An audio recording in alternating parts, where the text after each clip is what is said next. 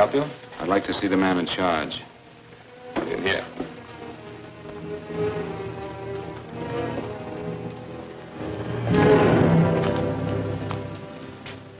I want to report a murder. Sit down.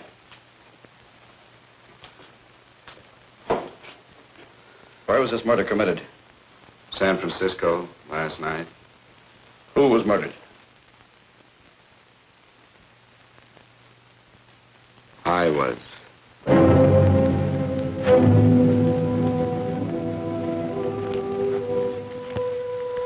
Well, do you want to hear me out or don't you, Captain? I don't have very much time.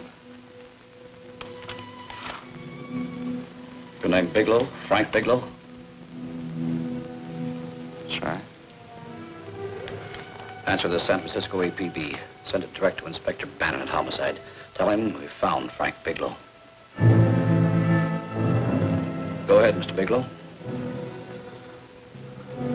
Well, this involves some other people, Captain. A number of other people. You tell it any way you like. I live in a little town called Banning out on the desert. It's on the way to Palm Springs. I have a small business there. Paula? Yes, Mr. Bigelow? Get me a copy of Miss Hollis's 48 tax return, will you? Oh, you better get the 47, too. Yes, Mr. Bigelow. I don't think we took any depreciation on that new equipment last year. No, we didn't. I remember you said we could include it all this year. Sure we can. Hey, Frank. Yeah, well. Peterson says he wants a financial statement before he can give me my loan. Hello, Kitty. I will. Well, I'm leaving for San Francisco today, but I'll be back in about a week. I'll take care of it for you then. Sure is a scorcher, isn't it? Well, I've seen him worse. Well, have a nice time, Frank. Yeah, thanks, Will. Oh, why don't you come down to the place and let me give you another permanent? Makes your hair so much easier to manage in all this heat. I can't afford it right now. Maybe next month. Yeah, here it is. No, we didn't take it. Well, we can do it this year. You work it out any way you think fit. Have a nice trip, Frank. Sure, Kitty. See you when I get back. Bon voyage. Why don't you come down anyway, Paula? We'll work out a deal on that permanent. Thanks. Maybe I will. Hello? Oh, hello, Mr. Hawkins. Just a moment. Do you want him to send your ticket over? No, I'll pick it up myself. No, never mind. Mr. Bigelow will pick it up at the station. Bye.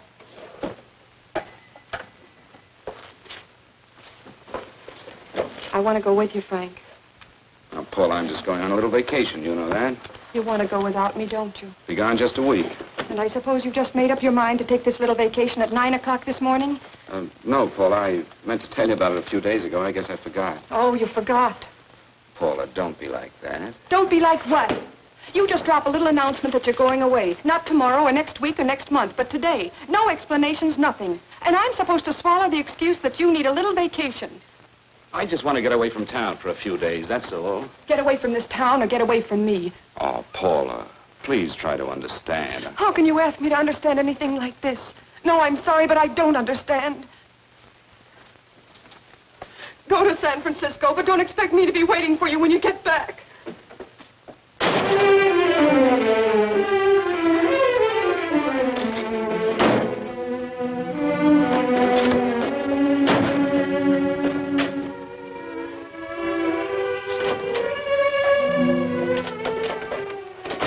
Paula, please, Paula. Come on, turn around, look.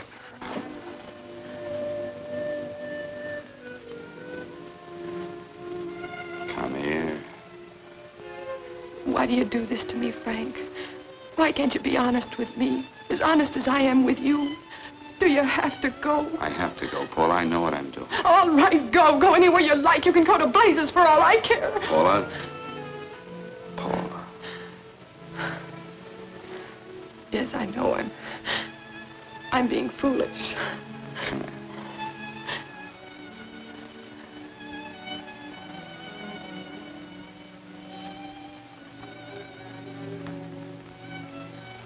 Come on, fix your face. We'll go down to Eddie's and have a drink. All right, why not?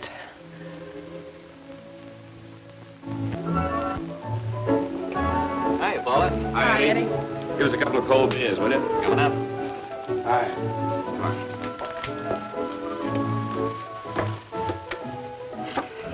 What a relief. This air conditioning feels good. I sure wish we had it in the office. It'd make working a pleasure. Well, if it stays this hot, don't bother going in the rest of the week. I win 2 races today. How many did you lose? And you would have to ask that. Kind of early for you two, ain't it? Too hot to work. That's what I like to hear.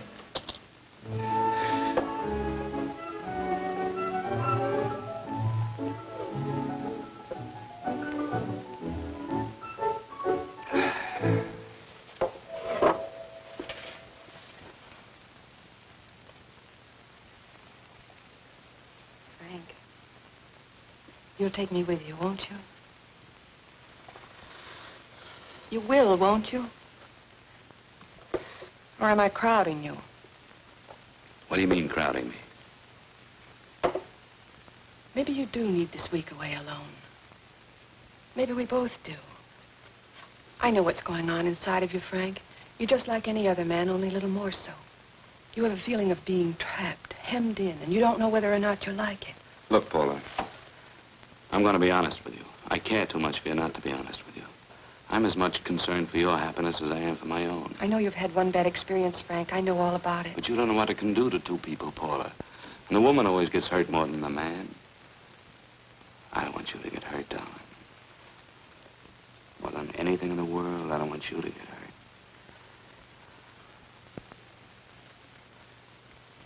Want to hear some music? All right, Frank. Got a couple of nickels, Eddie? Yeah. This won't bother you, will it? Next result doesn't come in for half an hour.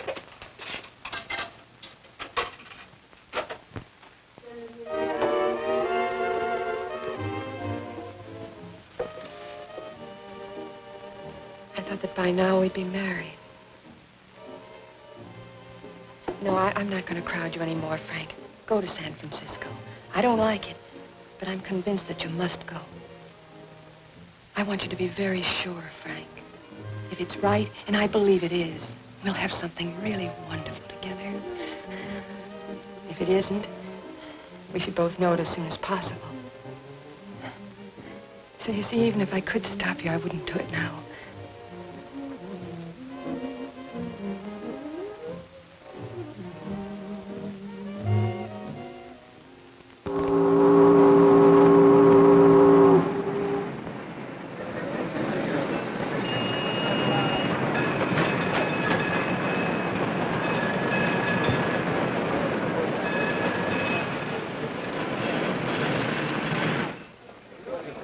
Yes, sir.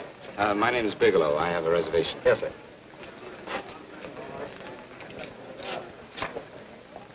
Here we are, sir. My name is Bigelow. I have a reservation. I have it, sir. It's a very nice room on the 6th floor, facing the bay. Boy, this might help you enjoy your stay, Mr. Bigelow. It's a little booklet on how to have fun in San Francisco. Oh, thank you. Very welcome, sir. Thank you. Say, is it always like this around here? No, this is market week, and it's the last day, too. Boy, always around until you need him. Oh, 517? Thank you. Here's a message for you, Mr. Bigelow. Long-distance call came in about an hour ago from Banning, from a Paula Gibson. Oh, thank you. Very welcome. Show Mr. Bigelow to 618. Right this way, Spy.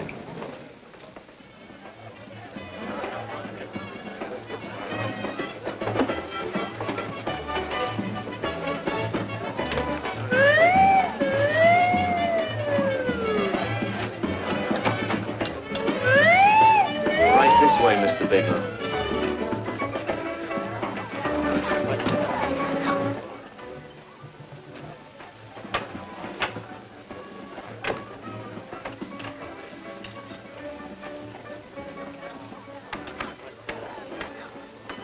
Is there anything else, Mr. Bigelow? Oh, yes, you can get me a dry Manhattan and a package of razor blades. Yes, sir. Thank you.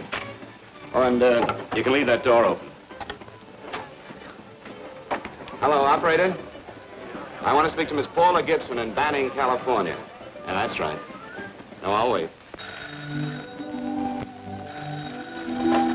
Hello? Hello, Paula. Oh, hello, Frank. How was the trip? Fine, just fine. Having a miserable time, I hope. Well, I don't know. I just got in. What was that? Market week. The place is crawling with traveling salesmen. You know, Charlie Anderson found out that you went away, and he asked me to go out with him. Oh, really? How did he make out? I'm considering it. Is that what you called to tell me? I'll have you know that this call is strictly business, Mr. Bigelow. Did a Mr. Phillips phone you? A Eugene Phillips of Los Angeles. No. He will. He phoned the office 3 times today. Said that he wanted to get in touch with you immediately. He said it's most urgent and imperative that he reach you at once. What did he want? I don't know. But he sounded deep, dark, and mysterious, and quite agitated about something. Phillips. Have we ever done any business with him? Not unless you've been keeping it a secret from me. I looked through all the accounts. Why did you tell him you could reach me here? You know I'm supposed to be on vacation. So you told me. And so I told him, dear heart. But the gentleman didn't seem to respect your temperamental moods the way I do. He was very insistent that he speak to you before it's too late, as he put it. Well, tell him you tried to get in touch with me and I changed my plans and you can't reach me. He won't talk to me. I told him that I was your confidential secretary, but I guess I didn't sound confidential enough. So I told him that he could reach you there this evening. Well, call him back. If it's as important as he says it is, he'll talk to you. Otherwise, he'll just have to wait until I get home. My, aren't we adamant this evening? All right, shall do. And Frank, Yeah? I don't quite know how to say this. Say what? But what I want to say is that there's nothing you can do that you ever have to feel guilty about. Oh. Sure. Thanks, Paula. I'll call you tomorrow. Right.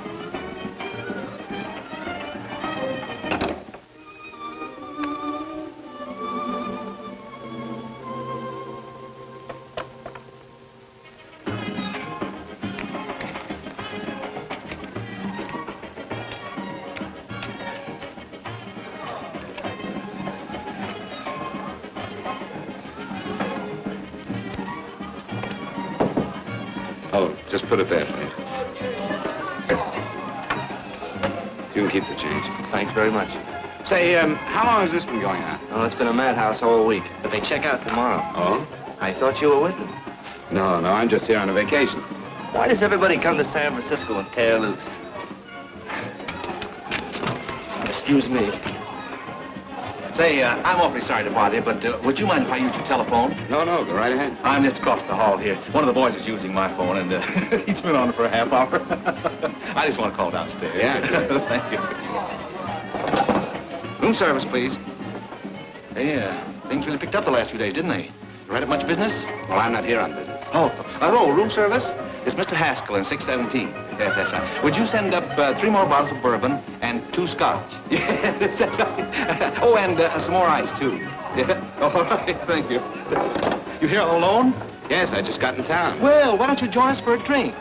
Well, I don't want to barge in on your party. Oh, nonsense. It's not a party. Just a few of the boys entertaining some fires. You know, the usual thing. A few drinks and some laughs. It's no party. Come on. Well, Come on. All right. I know what it's like to be all alone in a strange city. I'm Sam Haskell. I'm Frank Bigelow. You think some of these guys never been away from home before? Yeah. Hey, quiet down a minute. Hey, will you quiet down a second? I want you to meet Frank Bigelow. Hello. Hi. This is Jane Carlisle. Hello. Bill Welch. How are you, Mr. Welch? Glad to know you, Bigelow. Jane's the prettiest buyer in San Francisco. Oh, hey, I resent that. You don't think I believe him, Elaine? Well, he spreads that from coast to coast. Oh, gee. But it's good for my morale anyway. I'm George Cantwell. Glad to know you, Mr. Bigelow. Bigelow, yes. Right up much business? He's not here on business. Oh?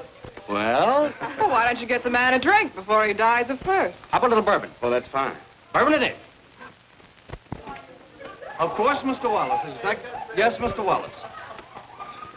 But, Mr. Wallace, I'll need at least a week in Cleveland to visit all my accounts. I can't figure on being in Philadelphia until the 17th. Eddie, will you get off the phone? I want you to meet Frank Bigelow. How are you? That's his boss. He's been trying for an hour to get his expense account boosted. Yeah, the way this guy holds on to $1, you'd think they weren't printing them anymore. Yes, Mr. Wallace. I'm leaving here the first thing in the morning.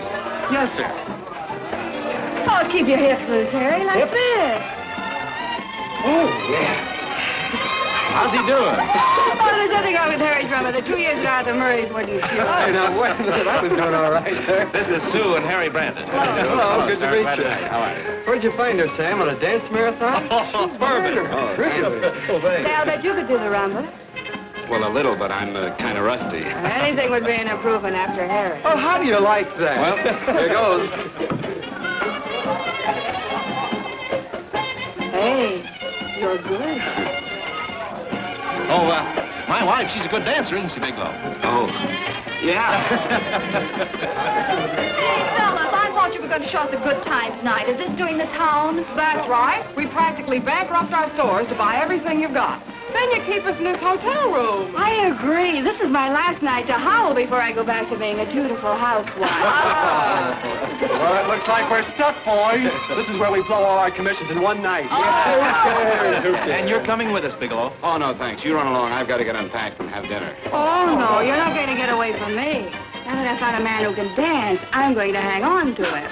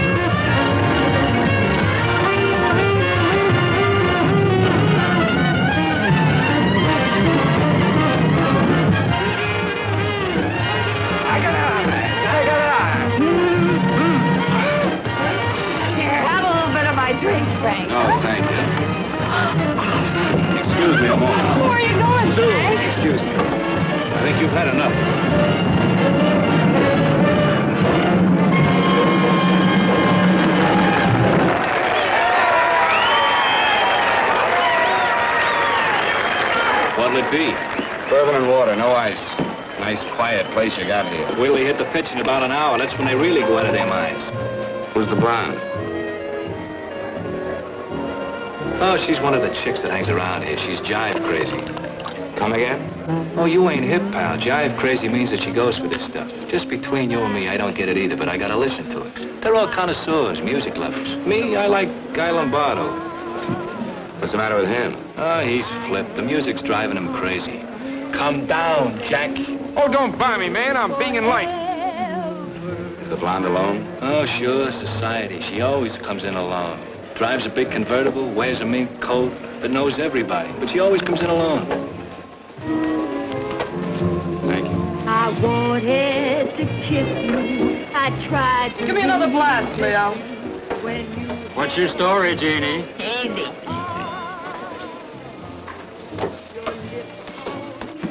Hello. Easy. Dig the fisherman. Oh, that's really silk, isn't it? Can I buy you a drink? Sure thing. Give me a blast, Leo. Leo, I left my flask at the other end of the bar.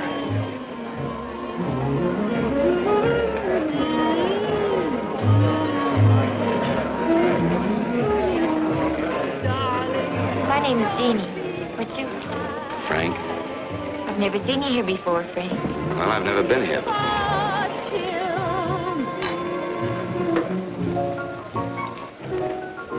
This isn't mine. Mine was bourbon. Well, sure it is. You saw me pour it. Give me a fresh drink. Anything you say. Oh, listen to that piano. Feel those vibrations.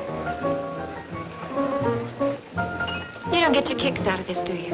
I can live without it. Why do you stay here? I don't know. I bet I know. You're lonely in a big city. Why, you don't have to go into a routine with me. I like good company, too.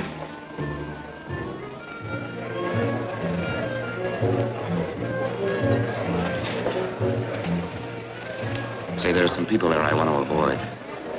Couldn't we get out of here? Let me think about it. Oh, come on. How about going somewhere else, then? Why don't you meet me later? Okay. Where? I tried to forget you, but you whispered, darling, I love. Call me at that number later. It's my next stop. They've got a band there that'll really send you. See you, Jeannie. Easy.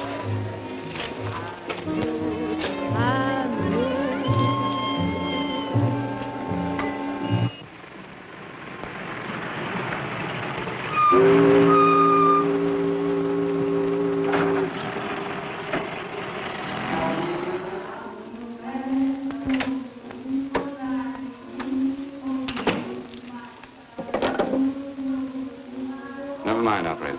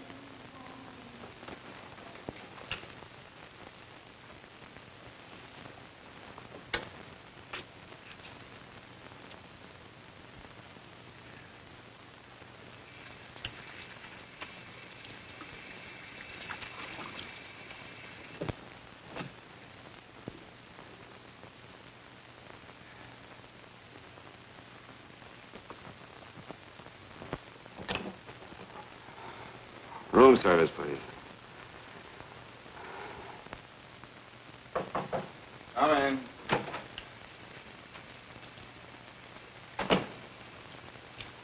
Be right with you, waiter. Yes, sir.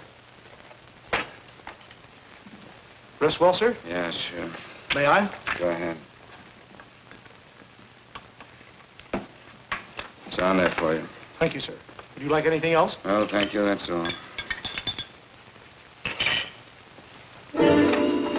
Waiter, Yes, sir. take this away. Is there anything wrong, sir? No, just take it away. I don't even want to look at it. Are you all right, sir? Yeah, sure. All right, I just had too big a night, I guess, that's all. Need some fresh air. Of course. Thank you, sir.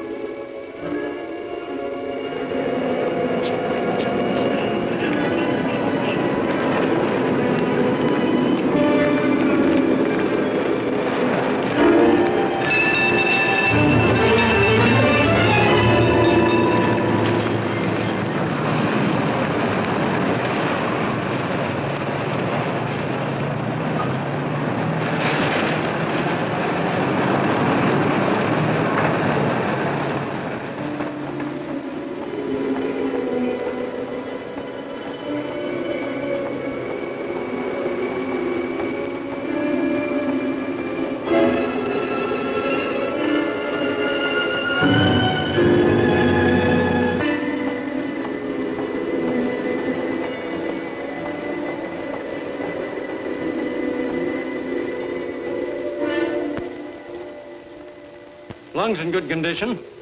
Blood pressure normal. Heart fine. Well, it's a good thing everybody isn't like you, Mr. Bigelow. Put us doctors out of business. I'm glad to hear it, Doctor. I was a little worried. Don't let a little bellyache worry you. Could be just the change of climate. Well, it isn't exactly an ache, Doctor. It's kind of hard to describe the feeling. Maybe it was the drinks I had last night. I might have mixed them too much, huh? Let's have another look at that throat. You may finish dressing now, Mr. Bigelow. I want to get the results of those tests we took. Thank you, Doctor.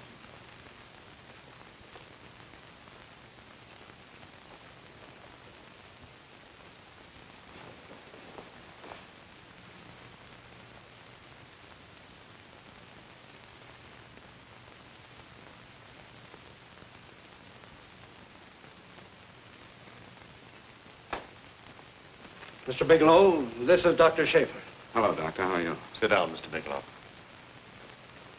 According to the information you gave Miss Wilson, you're not married, Mr. Bigelow. That's right. Do you have any relatives, family, anyone in San Francisco? No, no one. I don't know a soul in San Francisco. Where is your home? What is this, Doctor? Why all the questions? You're a very sick man, Mr. Bigelow. Sick? But you told me I was in good shape. Yes, I know. But my preliminary examination didn't reveal your true condition. You sound as if it's pretty serious, Doctor. It's extremely serious. I want you to understand that we wouldn't tell you something like this unless we were absolutely certain. Well, of course, of course. You must steel yourself for a shock, Mr. Bigelow. Well, go on, Doctor. What is it you're trying to tell me? Our tests reveal the presence in your body of a luminous toxic matter. What is that exactly? A poison that attacks the vital organs. Poison? We have no alternative but to tell you this. Your system has already absorbed sufficient toxin to prove fatal. I wish there was something that we could do. What do you mean, wish? You mean there's nothing? There is nothing anyone can do. This is one of the few poisons of its type for which there is no antidote. Well, this is fantastic. This is the most ridiculous thing. You don't have very long. What do you mean? A day, possibly a week, 2 weeks at the outside. It's hard to say exactly. Well, this is impossible. I don't believe it. You've made a mistake. That's it. It could be a mistake, couldn't it? You have made a mistake, haven't you? Answer me. Dr. Schaefer is an authority on toxicology. Been no mistake, Mr. Bigelow. Do you realize what you're saying? Well, you're telling me that I'm dead. Do you think you can explain my life away in just a few words? Why, I don't even know who you are. Why should I believe you? You must calm yourself, Mr. Bigelow. We want to offer you every assistance that we... Assistance? Who wants your assistance? Who wants anything from you? You're nothing but a couple of phonies. Why, I think you're crazy. That's it. You're crazy. The both of you. You're crazy.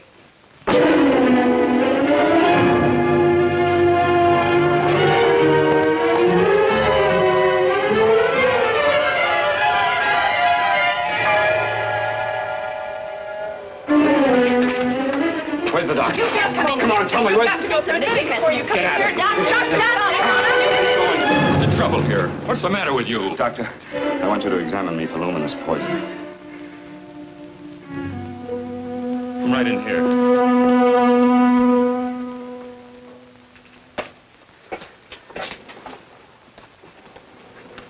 Yeah, you've got it all right.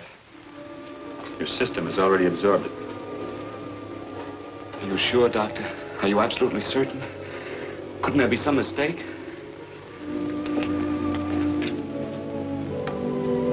There it is. Toxin is actually luminous in the dark. Now there's no doubt about it, Bigelow. I don't feel sick. My stomach is just a little bit upset. Maybe it's not as bad as you think, Doctor. That's characteristic. With a heavy jolt, you go suddenly in a matter of hours. But if the stuff is taken in a lesser degree, you last a while, and then...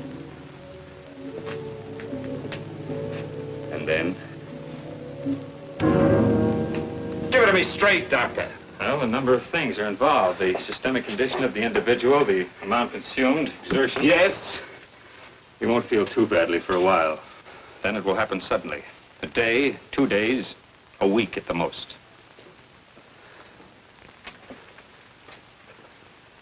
A day? 2 days? There's nothing that can be done now. If it had been caught in time, your stomach could have been washed out. But you've had it in you for some time now. For at least 12 hours, haven't you, Bigelow? I don't know. You don't know? No. Don't you know how you got it? No. This is no accident. Somebody knew how to handle that stuff. That wax is tasteless, odorless.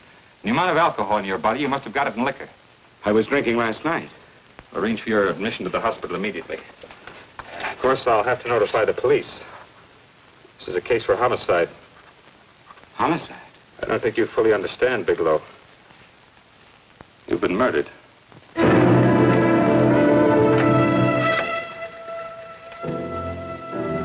Get me police headquarters, please. Homicide Bureau.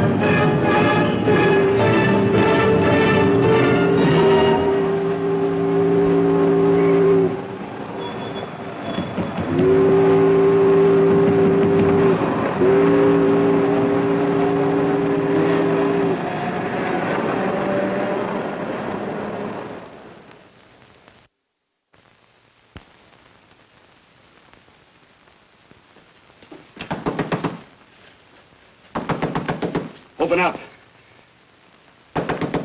Open this door, I tell you. Open it up or I'll break it down. Where are those men? Where are those men who were here last night? I don't know. There are no men here. Please go away. Don't lie to me. Where are they? Mister, this lady just checked in. Those men aren't here no longer. They checked out the hotel early this morning. Checked out? Please go away. I'm sorry.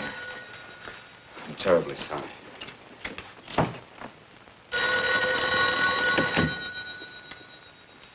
Hello? Please, Mr. Bigelow, my eardrums. Oh, hello, Paula. Your enthusiasm overwhelms me. Why haven't you phoned me? Or is there a quota on telephone calls up there? I'm sorry. I've been busy. I'll bet you have. Visiting the museums, no doubt. What's happening up there that's exciting or different? Nothing, not a thing. I'll bet you miss me, but you're too stubborn to admit it. Sure. You know, if you'd like me to come up, I could pack a toothbrush and leave right away. No. Well, you don't have to snap my head off. You could at least make a pretense of missing me. I'm sorry, Paula. Of course I miss you. Listen, Paula, Paula, it's just that I don't feel like talking now. I'll call you later. Don't strain yourself. You phone me sometime when you feel more like talking. Oh, by the way, I called that Mr. Phillips back. Phillips? Yes, you know, the man that tried to reach you. Well, I'm afraid you'll never know why it was so important that he speak to you. His office said he died yesterday. Frank, are you there? Did you hear me? Died? When? Yesterday. So you won't have to bother your little head about him anymore. You can just go ahead and have fun. Paula, what did he die from? Do you know? I suppose he died from whatever people usually die from. Well, didn't they tell you? Don't you know? What are you getting so excited about? You said you didn't even know the man. Listen, where's his office located? What difference does it make? You can't talk to him now. I told you the man's dead. Paula, will you stop talking so much and tell me where his office is? All right. It's the Phillips Importing and Exporting Company, Bradbury Building, Los Angeles. Bradbury Building, Los Angeles. That's right. Say, this is really a switch. Listen, if you want to reach me, I'll be in Los Angeles. Are you out of your mind? I'm sorry, Paula. I've got to hurry. Wait a minute. Where in Los Angeles? The Allison Hotel. Goodbye, Paula.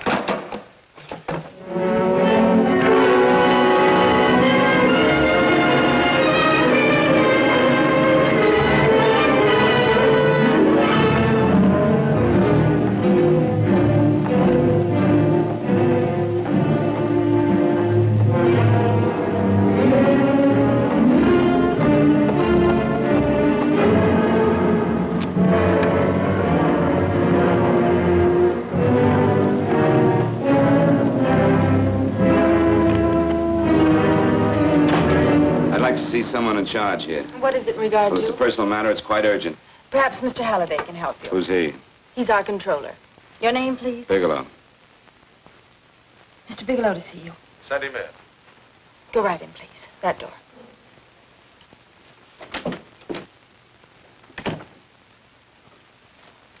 Mr. Bigelow? How are you, Mr. Halliday? What can I do for you? Well, Mr. Phillips phoned my office several times yesterday. I'd like to find out what it's all about. You know Mr. Phillips died yesterday? Yes, I know. Well, I don't understand. If he phoned you, didn't he tell you what it was about? Well, he didn't speak to me. I wasn't in my office at the time, and he wouldn't tell my secretary. Well, I'm afraid I can't be of much help, Mr. Bigelow. I've no idea why Mr. Phillips tried to reach you. I'm sorry you had to make the trip for nothing. How do you know I made a trip? I didn't say anything about making a trip. I merely said he phoned my office. My office could be here in Los Angeles. Miss Foster, Yes? didn't you mention something yesterday about Mr. Phillips speaking with Mr. Bigelow in San Francisco? I said that he had phoned Mr. Bigelow's office in Banning, but that Mr. Bigelow was staying at the St. Francis Hotel in San Francisco. I'm sorry you misunderstood me. Do you know why Mr. Phillips called? No, I don't. All right, thank you, Miss Foster. You can understand that we've been somewhat upset around here. Now, if you don't mind,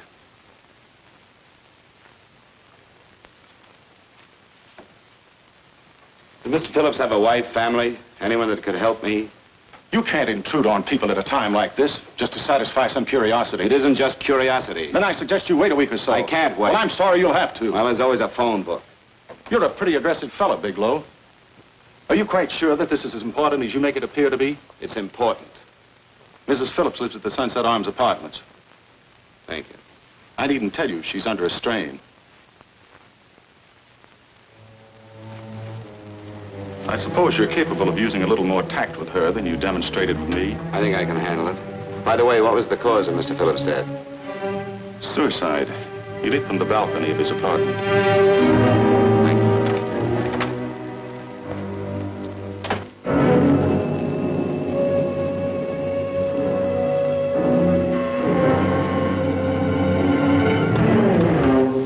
Come in, Mr. Bigelow.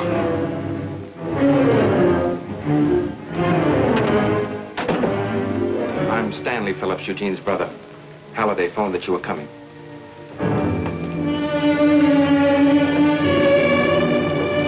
This is my sister-in-law, Mrs. Phillips. I'll try to make this as brief as possible, Mrs. Phillips. I'm afraid I can't be of any help to you, Mr. Bigelow. I haven't the slightest idea why my husband wanted to speak to you. Well, I guess Halliday covered just about everything. Did your husband ever mention anything about me, Mrs. Phillips? Anything at all?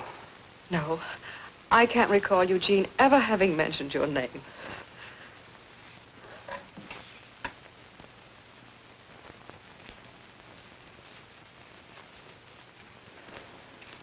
I hate to ask you this, Mrs. Phillips, but it's of vital importance to me. Do you know why your husband committed suicide? Oh. You're certainly not the most diplomatic person in the world, are you, Bigelow? Were you a friend of my brother's? I never met him.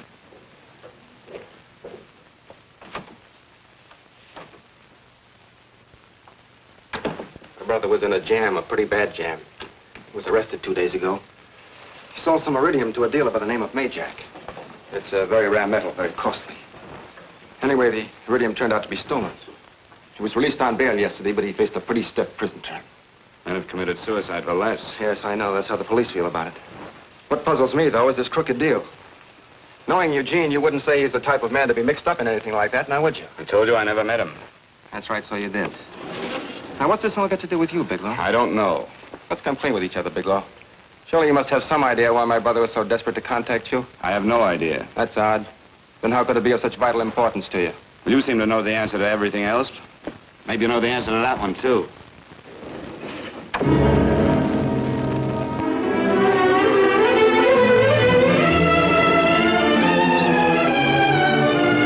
There's a message here for you to call operator 82 at Banning. Oh, thank you. Show Mr. Bigelow to room 821. Say, would you have the operator put this call through to my room right away? I'll take it up there. Thank you. Hello, operator. I'll call you if I need anything. Thank you, sir. Hello, Paula? Well, Sinbad, I'd just about given you up for lost. Do you mind telling me just why you rushed down to Los Angeles? I can't explain it to you just now, Paula. I just can't explain it. What's going on, Frank? You don't even sound like yourself. Well, I'm just a little tired, Paula, that's all. But I miss you. Oh, Frank. I can't tell you how good it is to hear you say that. And here I was worrying that I'd lost my charm. When are you coming home, Frank? Soon, Paula. I'll be home soon. I'll go right out and get myself a permanent so I'll be pretty when you see me. Hey, guess what? I found that Phillips name in your notarial ledger. Notarial ledger? Yes, of all places. I remember now I made the entry myself. You had notarized a paper one morning before I came to work. What kind of paper was it? A bill of sale for a George Reynolds made out to Eugene Phillips of Los Angeles. So you see, I was right. We hadn't done any business with Phillips, only indirectly. What was the bill of sale for? A shipment of iridium, whatever that is. Iridium? You mentioned at the time that this fellow Reynolds had made some kind of a deal in Palm Springs, and he stopped in your office early in the morning on his way north to have it notarized. Wait a minute. Wait a minute, George Reynolds. That was about 6 months ago, wasn't it? That's right, 6 months ago. Thanks, Paul. Oh, goodbye. Goodbye. Hello, operator. Get that number back for me.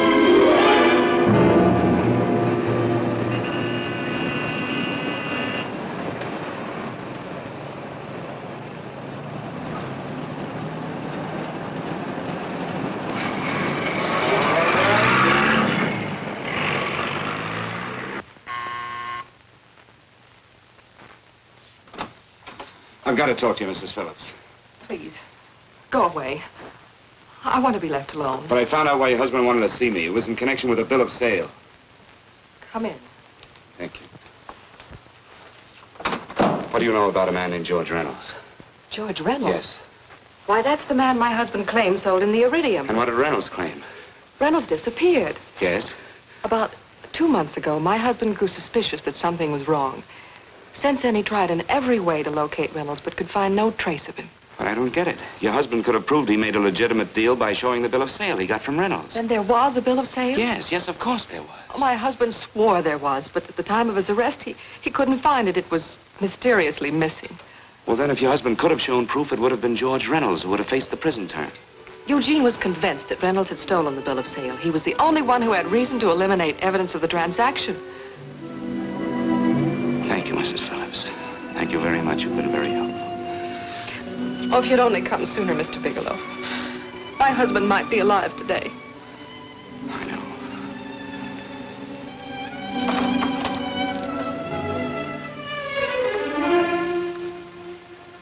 The only thing that puzzles me, Miss Phillips, is that you haven't asked how I knew there was a bill of sale.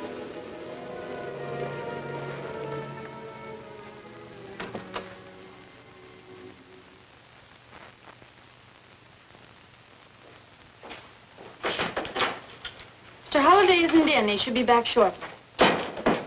I think you're the one who can help me, Miss Foster. Mr. Phillips tried to reach someone else before he called me yesterday, didn't he? Why don't you ask Mr. Holliday? Obviously, Mr. Holliday wasn't here yesterday, or he wouldn't have had to learn from you that Phillips called me. And you're the logical person to know who else Phillips called. I don't believe that's any of your business, Mr. Bigelow. Don't think you're revealing anything confidential, Miss Foster. I know that he tried to reach somebody else. Mrs. Phillips told me. You're bluffing, Mr. Bigelow. I don't know what you're after, but you're trying to trick me. Mrs. Phillips didn't tell you a thing. How do you know that? Mrs. Phillips knows nothing about it. She doesn't. Well, why wouldn't she? Wait a minute. I was talking about George Reynolds. Who did you think I meant? Just who is it that Mrs. Phillips doesn't know I about? told you before, that's none of your business. All right, young lady, I'm going to give it to you straight. Phillips was murdered. Murdered? I don't believe you. He told me because he needed me to clear him. Phillips was innocent. Innocent men don't have to jump out of windows. Murdered? Just who are you trying to protect, Miss Foster? Why are you so afraid to tell the truth? I'm not protecting anybody. I haven't any more to say. All right, young, listen to me. This thing is going to explode wide open. If you've got nothing to hide, you better start talking. Or maybe you are mixed up. No! Well, then, come on. Mr. Phillips called Marla Rakubian. He went to see her yesterday morning. Who's Marla Rakubian? She's a model. She and Mr. Phillips used to be quite friendly, but he hadn't been seeing her for quite some time. Come on. The last couple of months, he'd been trying to locate her and finally learned where she lived yesterday morning. When he returned from seeing her, he was terribly upset and excited. That's when he had me put in the calls for you. When he couldn't reach you, he went home. The last time I saw him alive. Give me Marla Rakubian's address. I don't think Mr. Phillips realized I was aware of his friendship with Marla Rakubian, and out of respect for him, I never intended to tell anybody. I had no idea that she had anything to do with the trouble he was in. I admire your discretion, Miss Foster. You know, you must be pretty friendly with Stanley, Miss Foster.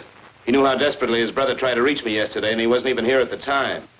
And now you seem to know all about what happened in Mrs. Phillips' apartment.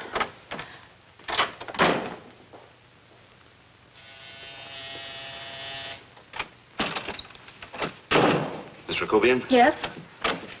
What do you want? Get out of here or I'll call the Go police. ahead, call him. Oh, go ahead, call him. Going on a trip, huh? Yes, going away for the weekend. Sailing for Buenos Aires tomorrow, some weekend. I'll send you a postcard. Now get out of here. Who are you going with, George Reynolds? Never heard of him. I suppose you've never heard of Eugene Phillips either. Just who are you? What do you want? Never mind who I am. Where's Reynolds? I told you I don't know him. Now will you get out of here and leave me alone?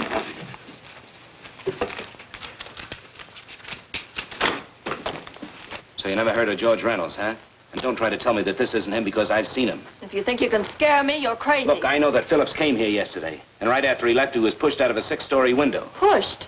Phillips committed suicide. Your playmate Reynolds murdered Phillips. And then he went up to San Francisco to get me. Because I knew about a certain bill of sale. I don't know what you're talking about. You're in this right up to your pretty little neck. I'm not mixed up in anything. Get your hands up. Drop that picture on the couch. Turn around. Don't get any ideas because I'm not afraid to use this. Give me your wallet.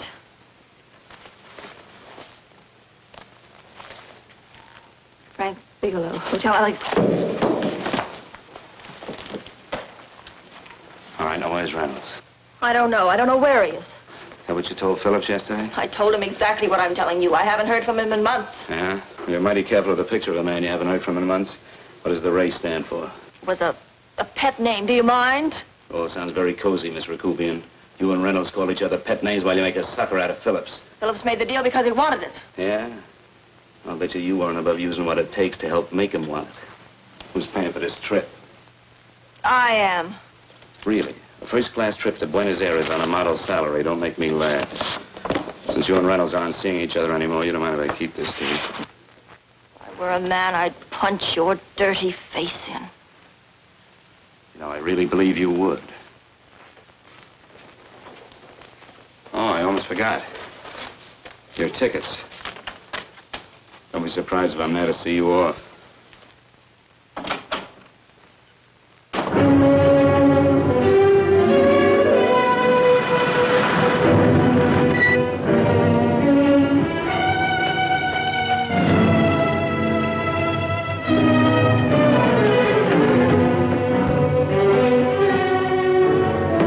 Angelo. Angelo! Oh, Angelo. Do you remember taking this picture of George Reynolds? I take so many pictures, I can't remember them all. This gentleman is a friend of his and would like his address. We have no card on him. I don't think we ought to do that. He's willing to pay $20 for it. That's the paper we used last year. Of course, you understand, we usually don't give out the information about our clients. I know, you're a couple of high-class fellas. Thank you. Revealing anything confidential is against the ethics of our establishment. That's right. Honesty is the best policy. Of course. But in your case, inasmuch as you're a personal friend of Mr. Reynolds... Thanks. I knew you'd come through. Got it. Here it is. We don't have his address. He must have called for the picture. But he couldn't have been a very good friend of yours, mister, because his name is not George Reynolds. It isn't? Well, what is it? It's a... Oh, huh? Oh. Yeah. It's Raymond Rakubian. Rakubian? What's so unusual about that? The picture's signed Ray, isn't it? Yeah. Yeah.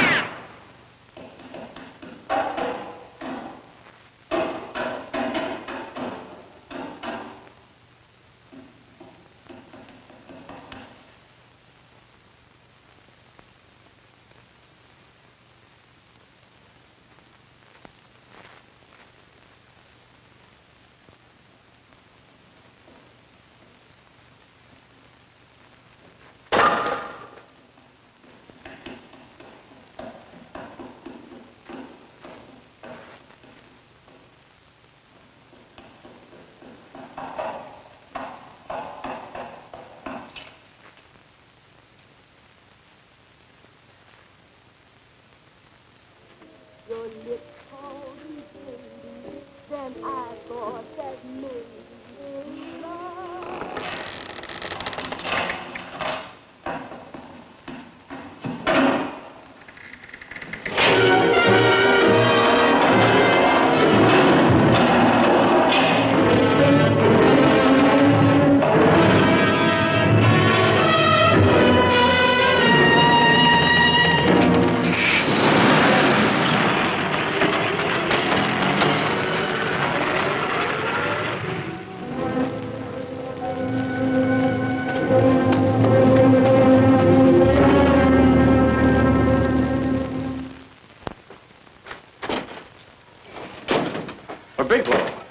Are you all right? Can I get you anything? No, thanks. Do you know this man? No. No, I don't think so. Are you sure you've never seen him? I'm quite sure. Does the name Raymond Rakubian mean anything to you? No, I never heard of him. Why? He also uses the name George Reynolds. This is Reynolds? That's right. Well, where can we find him? That's what I want to know. Tell me something, Halliday. You're the controller here. How come you didn't know about that bill of sale? Phillips made that deal before I came to work here. Yeah, but you still keep records, don't you? For some reason, which is none of my business, Phillips preferred to keep that among his personal papers. Now, does that answer your question? You came in here today asking for some information that you needed, and I tried to be as cooperative as I could. But now you're beginning to annoy me. So get out before I throw you out.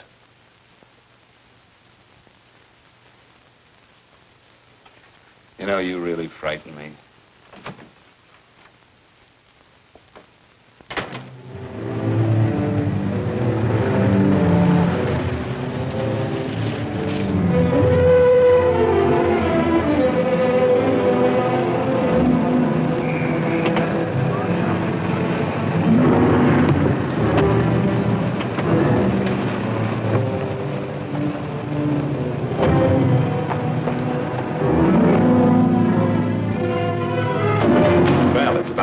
showed up, Bigelow. Go ahead, Dave.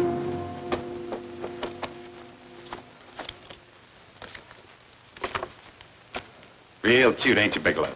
Just real cute. Paula didn't lose much time getting a hold of you guys, did she? Shut up. Let's go, Bigelow. Look at him. He can't take it. Soft in the back. You do that again and I'll kick your face. Lay off, Chester. Cut it out. Shut up! Who asked you? Better let him answer. The clerk might know he's in. Go ahead, Bigelow.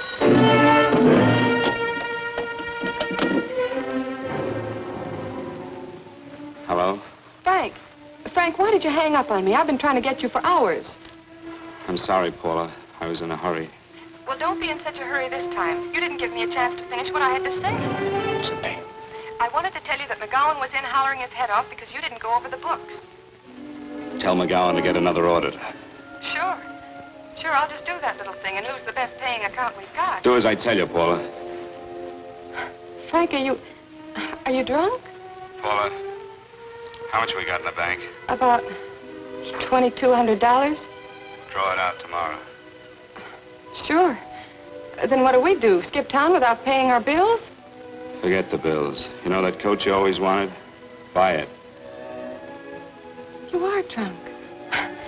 You know, if I didn't have such a good character, I'd be tempted to take advantage of your intoxicated state, Mr. Bigelow. I'm not drunk, Paula.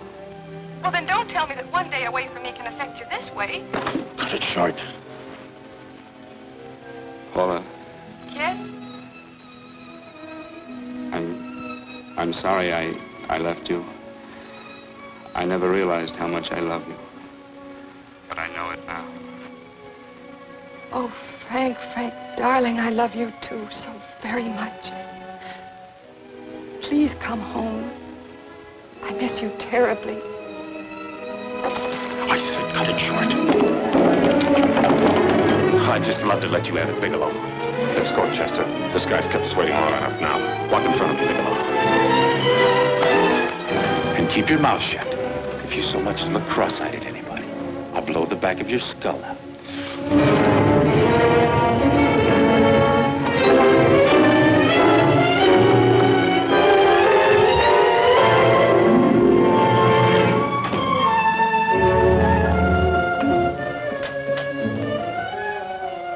Bigelow's real cute. He wanted to get tough with Chester. He don't know Chester. Did you get the picture? Don't I always get what Mr. Majak sends me after? Majak? That's right. I'm the dealer who bought the iridium from Phillips. I get it.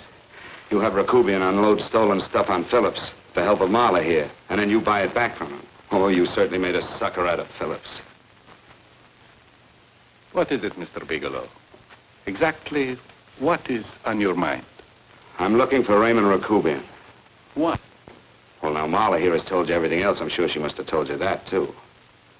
You don't expect me to believe this conversation. So, what is on your mind? I mean, underneath.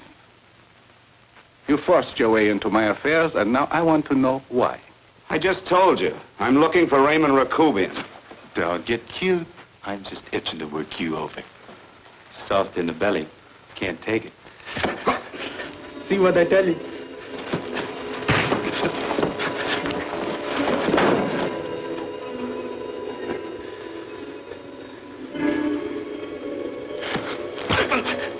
Can't do that to Chester.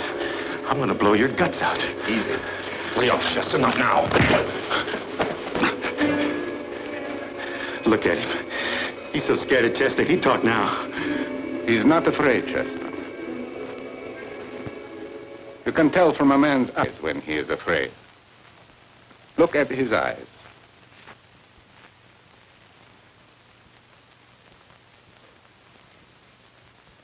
Oh!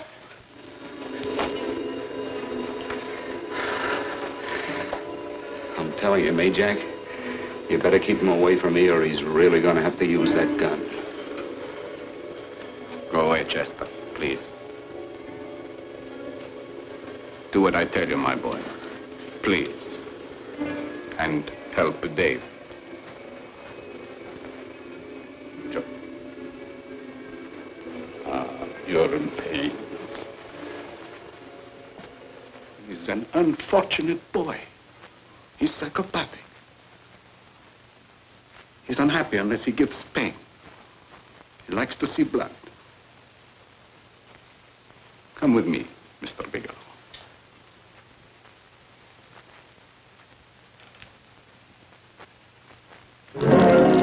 Raymond Rakubian was my nephew. He could not possibly have tried to kill you. He's been dead 5 months.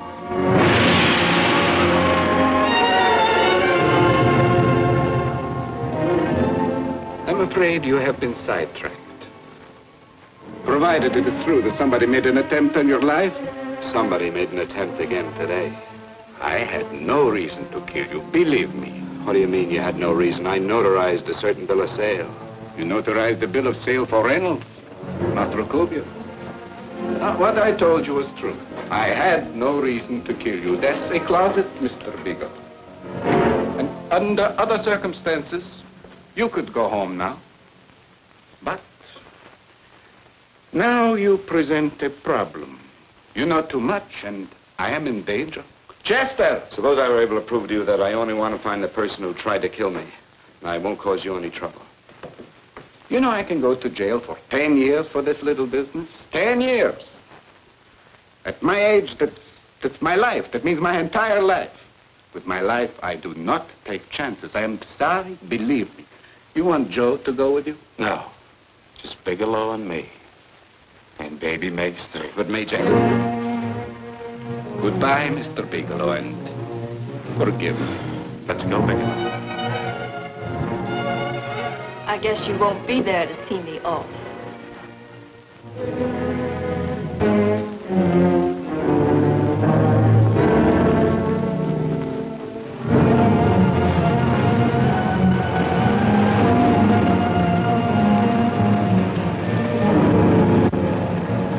You tried to make a boob out of me in front of Major.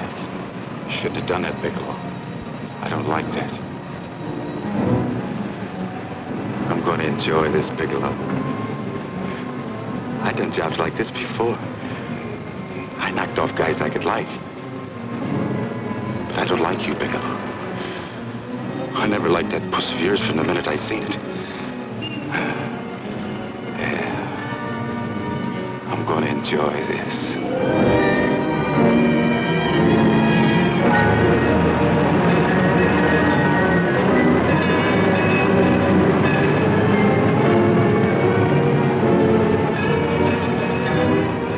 Scared yet, are you, Bigelow? But you'll be scared. Good scared. I think I'll give it to you in the belly. You don't like it in the belly?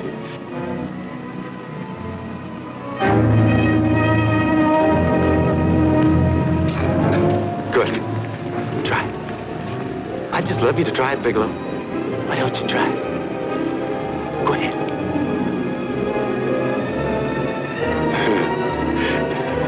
Didn't have the nerve, did you, Bigelow? I think I'll give it to you right in the belly.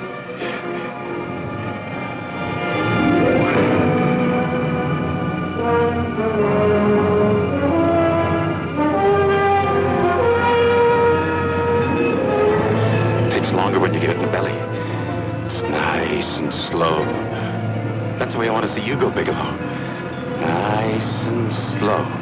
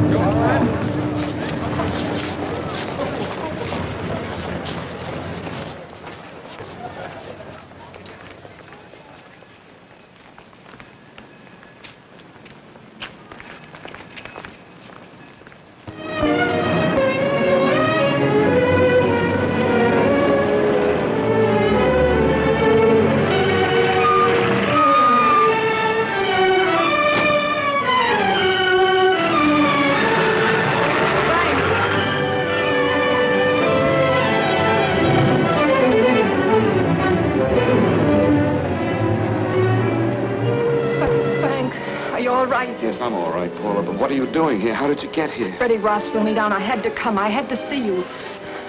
You shouldn't have come, Paula. You shouldn't have. What is it, Frank? You're in some kind of trouble. I know it. Look at you. You're a sight. Your clothes look as if you've slept in them.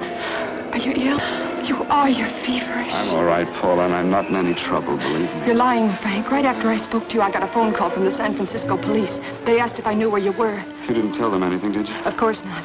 It was the homicide detective that called. What is it, Frank? If you're in any kind of trouble, you certainly can trust me. Look, I'm not in any trouble with the police, Paula, believe me. But you can't stay here. You've got to go back to Banning right away. No, I won't go, Frank. I won't. I'm staying here with you. Paula, it's better that you go back, believe me. Why? What's this all about? What have you got to do with this Phillips and Reynolds? Phillips was murdered. What could that possibly have to do with you? All you did was notarize a paper. You've notarized hundreds of papers. I know. All I did was notarize one little paper out of hundreds. Frank, you frighten me. You don't even act like yourself. I know that you're in trouble, that something is wrong, that you're in serious trouble. You frighten me, Frank. Oh, don't be frightened, Paula. Don't ever be frightened of anything again. Will you promise me that? I love you so much, darling. More than you seem able to understand. Oh. I never really knew happiness until I loved you. Sometimes when I used to be afraid that you weren't sure how you felt, I tried to hold back, but I couldn't. Losing you would have meant losing everything. There would have been nothing left. Don't, Paula, don't. Now I'm afraid again. Somehow I feel that I'm going to lose you, but there's nothing I can do about it. I feel so helpless. You're leaving me out of something. Tell me, Frank, what is it? Give me a chance to fight back. Just give me a chance, please. You do love me, don't you? Oh, yes, Paula, I love you. I never was more certain of anything in my life. I wasn't sure before. I was a little blind, I guess, but believe me, I'm sure now. Can you understand that, Paula? I understand. A man can be like that, Paula. Something has to happen. It can be a big thing or a little thing, but it can make him realize how much someone means to him, how much he really loves her. Oh, and I love you, Paula. More than I ever thought it possible to love anyone in the world, I love you. Then why won't you tell me about this trouble you're in? Why won't you try to let me help you? You can't help me, Paula. You don't want my help. Oh, Paula, there's nothing you can do. Will you believe me? So will you please go home, please? No, Frank. I won't go. I know you're in trouble. I can't leave you like this. All right, Paula, look, wait for me in the lobby of the hotel, and I'll be back for you soon, I promise. You promise? You're yes, sure? Paula, I promise. Is that a new outfit? Yes. Oh, that's beautiful.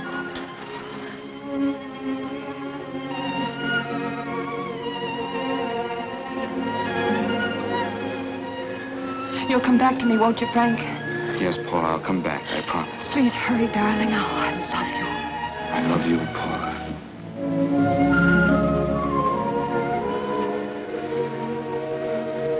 Goodbye, Paula.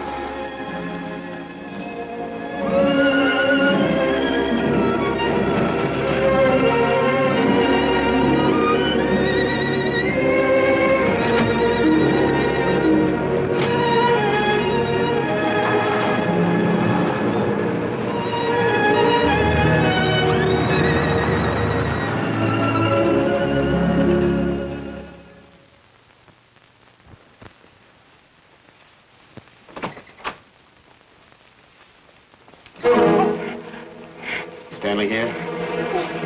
You sure? All right, get in there. Now get Stanley on the phone. Tell him to come over here right away. Use any excuse you want. What are you going to do? What was Stanley going to do when he used me for a clay pigeon today? I don't know what you're talking about. Don't act innocent with me. I fell for that once. I don't know what you mean. I told you everything you wanted to know this morning. Yeah, you told me just enough so I'd get sidetracked and wouldn't know that Stanley was the one I was after. Stanley? Oh, no. You and Stanley have been together on this from the start. Now, come on, get on that phone and call him. Don't let him know I'm here. Bigelow.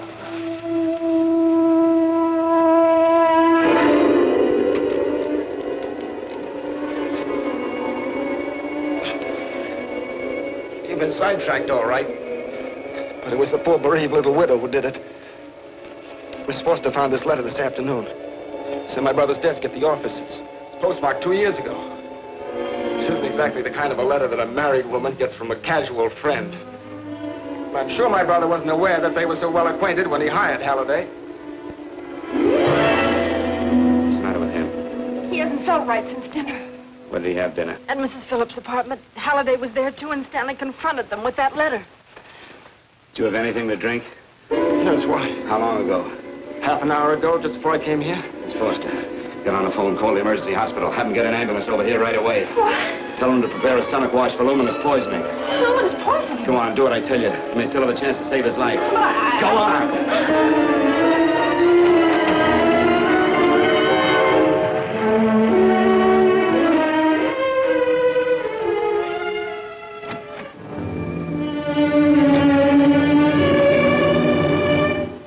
I found George Reynolds, Mrs. Phillips. He's been dead for 5 months. And he didn't steal the bill of sale. No, he didn't. But you could have stolen it. How dare you? You knew who I was when I came here today. But you were surprised to see me alive, weren't you? But I'm not alive, Mrs. Phillips. Sure, I can stand here and talk to you. I can breathe and I can move. But I'm not alive. Because I did take that poison.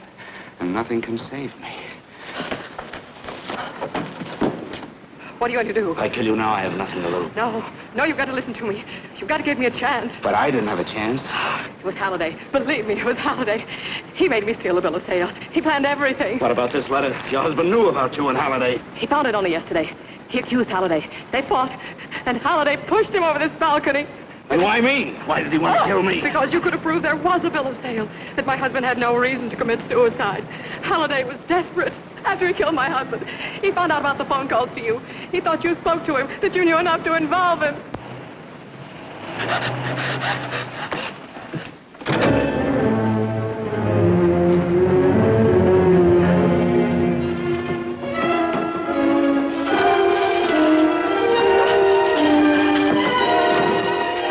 Where's Halliday? Where is he? He's in the office. This time you don't walk him.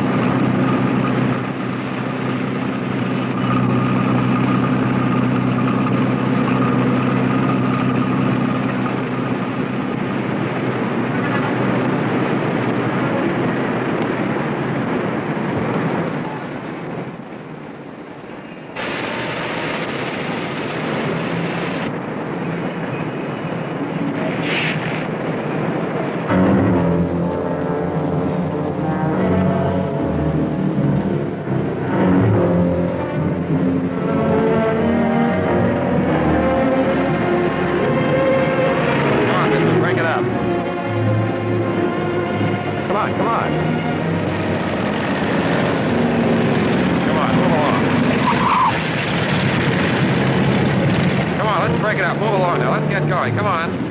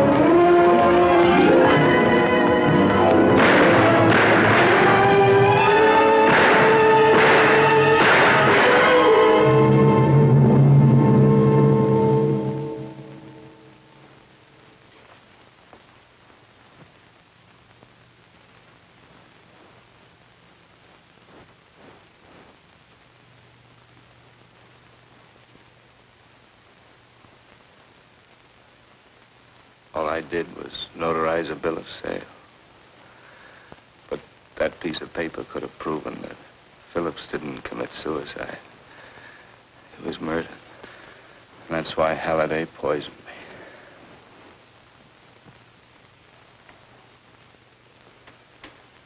me. Would you?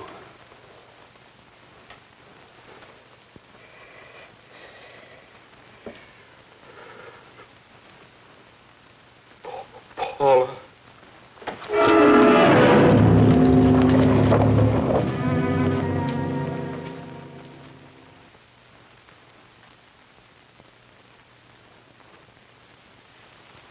Call the morgue.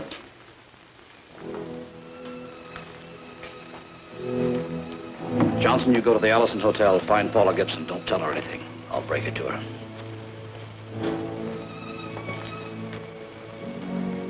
How shall I make out the report on him, Captain? Better make it dead on arrival.